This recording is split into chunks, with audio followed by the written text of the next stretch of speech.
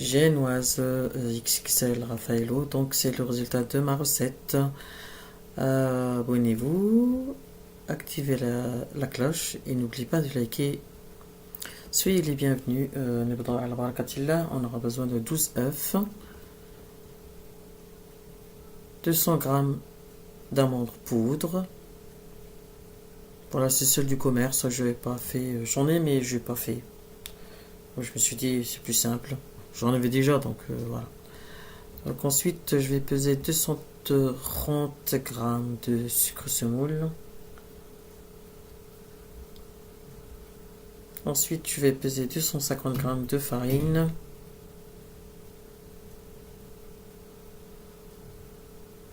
Ensuite, je vais chemiser mon moule. Donc, je mets une feuille de papier sulfurisé au fond pour faciliter le démoulage. Et éventuellement, on va beurrer les contours de beurre, forcément, et fariner. Comme ça, ça facilite le démoulage express. Le four, vous pouvez l'allumer à cette étape de la recette, 200 degrés, et puis vous laissez.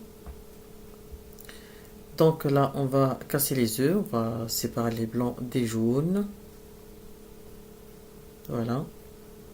Faites attention de ne pas mettre les jaunes dans les œufs, hein. Très important. Donc une fois que c'est fait, on va tamiser la farine. Et aussi la levure chimique qu'on va mettre aussi dedans. Pas obligatoirement à part, mettez ensemble. Moi j'avance au fur de la recette, donc que je fais les choses. Voilà, c'est tamisé, c'est fait. Donc ensuite je vais attaquer les jaunes. Je verse les 2 sachets de sucre vanille et puis je mets une demi-cuillère à café, une toute petite, hein, une demi-cuillère à café d'arôme d'amande amère. Il faut pas trop en mettre. Même pas, c'est même pas une demi-cuillère à café, hein, donc faites attention. Donc ensuite, je fouette le tout vite fait et puis je réserve sur le côté. Donc ensuite, je vais m'occuper des blancs. Je vais mettre 2 pincées de sel dedans. Voilà, et puis je vais fouetter. Je vais d'abord mousser avant d'ajouter le sucre. Toujours. Si vous voulez avoir des blancs fermes, c'est la bonne méthode pour pouvoir avoir des blancs en neige. Donc là, c'est mousseux. Donc maintenant, on va rajouter le sucre. Je fouette, je continue à fouetter, bien aller jusqu'au fond. Et puis voilà, bien sûr, le sucre, il faut le mettre en plusieurs fois. Voilà. Ensuite, une fois que c'est fait, alors là, j'ai pas encore fini de rajouter le sucre. Maintenant, je vais rajouter les jaunes, tout en fouettant avec le fouet électrique. À savoir, si vous pouvez faire aussi avec le manuel, mais bon, pour être moins fatigué, voilà, utiliser le fouet électrique. Pour l'instant, je veux dire, on peut. Donc voilà. Ensuite, je vais rajouter les amandes, mais cette fois, on va fouetter avec le fouet manuel. Voilà, une fois que c'est fait, on va rajouter la farine. Voilà, en plusieurs fois aussi également.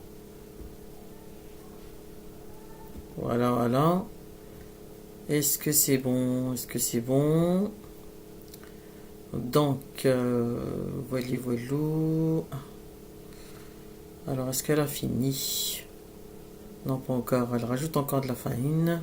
Enfin, la farine qu'on a pesée, hein. Donc, voilà, très important. Il faut aller vraiment chercher tout au fond la farine pour éviter d'avoir des bulles d'air, des bulles de farine, pas des bulles d'air, oui, des bulles d'air de farine. Ça serait dommage de gaspiller les ingrédients qui deviendront la future génoise. Donc voilà. Donc une fois que c'est fait, là on va prendre notre moule, à savoir que ce moule là c'est le plus grand des moules, enfin que je connaisse, hein. Donc il fait 22 sur 36 il me semble. Donc, comme ça, au moins, vous savez c'est lequel que j'ai utilisé.